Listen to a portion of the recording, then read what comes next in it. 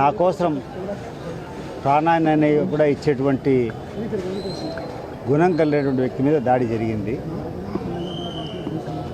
Election రోజు జరిగినటువంటి ఒక చిన్న వాగ్వివాదాన్ని సొట్టుగా పెట్టుకొని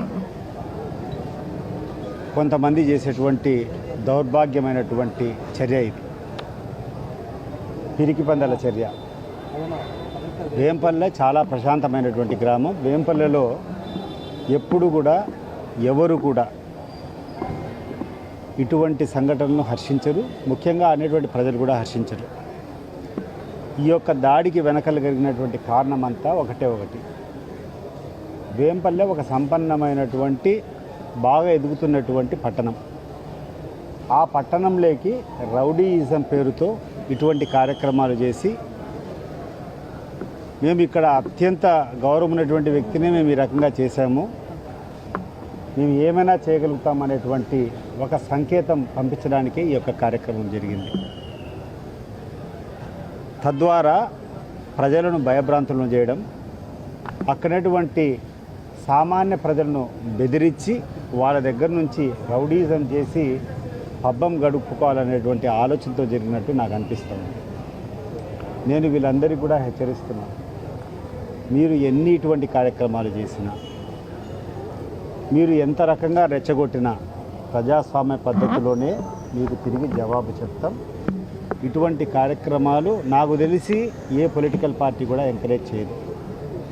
ఈరోజు ఏ పార్టీ అధికారంలోకి వచ్చిందో తెలుగుదేశం పార్టీ, ఆ పార్టీని విత్తనం స్టేజ్ నుంచి ఒక మహావృక్షం అయ్యేటువంటి స్టేజ్ వరకు పెంచినటువంటి వ్యక్తిని నేను.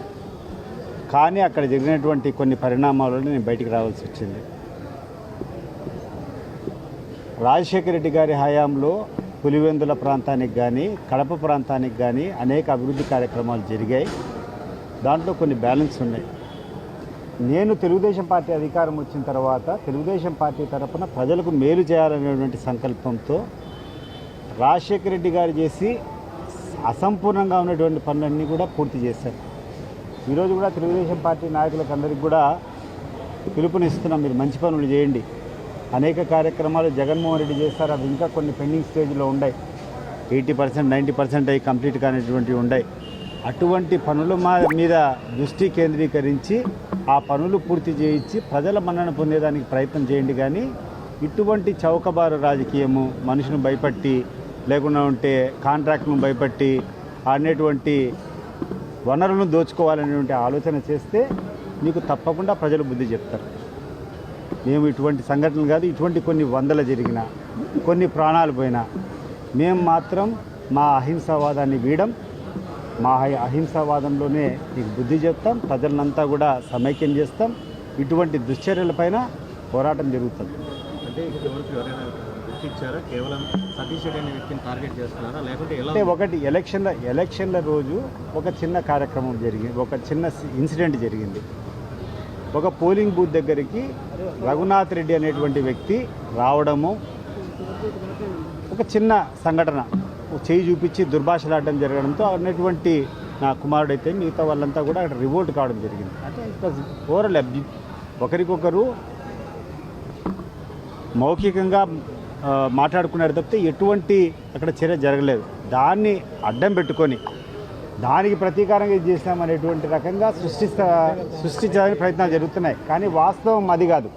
వాస్తవము వీళ్ళు అక్కడటువంటి వేంపల్లెను హస్తగతం చేసుకోవాలా, వేంపల్లెలో అందరినీ భయభ్రాంతులను చేయాలా, అక్కడటువంటి వ్యాపారస్తులందరినీ కూడా భయపెట్టుకోవాలా, అక్కడటువంటి రకరకాల ప్రజలంతా భయపెట్టి రౌడీ హప్తాలు వసూలు చేయడానికి, అక్కడటువంటి వనరులు దోచుకోవడానికి దీన్ని ఒక పావుగా ఉపయోగిస్తున్నారు తప్పితే వేరే ఇంటెన్షన్ లేదు.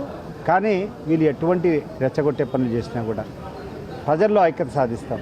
ప్రజల్లోంచి వీళ్ళ మీద ఉన్నటువంటి వీళ్ళు చేసేటువంటి దుశ్చర్యలకు పోరాటం చేసే విధంగా ఉంటుంది. వాళ్ళు ఏదో ఇది చేస్తే వీళ్ళు ఏమనుకుంటున్నారంటే ఈ కార్యక్రమాలు చేస్తే మేము తొందరపడి మేము కూడా ఇటువంటివి చేస్తాం. చేయం. తప్పకుండా అహింసావాదంలోనే చేస్తాం, న్యాయ పోరాటం చేస్తాం, న్యాయంగానే వీళ్ళకి జరగాల్సినటువంటి చేస్తాం. అన్నిటికంటే ముఖ్యం వీళ్ళు ఏదైతే లక్ష్యాన్ని కోరుకుంటున్నారో ప్రజల దగ్గర నుంచి భయభ్రాంతులు చేసి డబ్బులు సంపాదించుకోవాలనుకుంటున్నారో అది అసంభవం, జరగదు, జరగనివ్వం.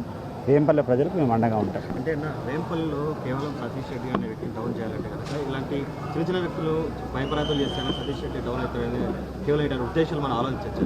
100% అదే కదా ఇప్పుడు జరిగినటువంటి కార్యక్రమం అదే. ఈరోజు ఇంత సంఘటన జరిగితే ఒక 10 మందో 15 మందో మరి ఎంతమంది వచ్చినా కూడా దాంట్లో ఒక్కడు కూడా స్థానికుడు లేడు. స్థానికులు ఎవరు వీళ్ళకి సహకారం కానీ కనీసం స్థానికంగా ఉండేటువంటి తెలుగుదేశం పార్టీ వర్గంలో చాలా మంది ఉంటారు కదా, ఒక్క వ్యక్తి కూడా లేడు అక్కడ. బయట నుంచి తీసుకొని రావడం అంటే ఇది వేంపల్లెపైకి వేంపల్లె ప్రజలపైకి బయట వ్యక్తులు వచ్చి చేసేటువంటి దౌర్జన్యం. అది కూడా బయట కూడా వేరే పొలిటికల్ పర్సన్స్ కూడా అనుకోవడంలే. ఒక రౌడీయిజం చేసి పబ్బం గడుపుకోవాలనుకునేటువంటి వ్యక్తి, రౌడీయిజం చేసి డబ్బులు సంపాదించుకోవాలనేటువంటి వ్యక్తి. ఇది జరగనీయం. వేంపల్లె ప్రజలు అంత అమాయకులు కాదు.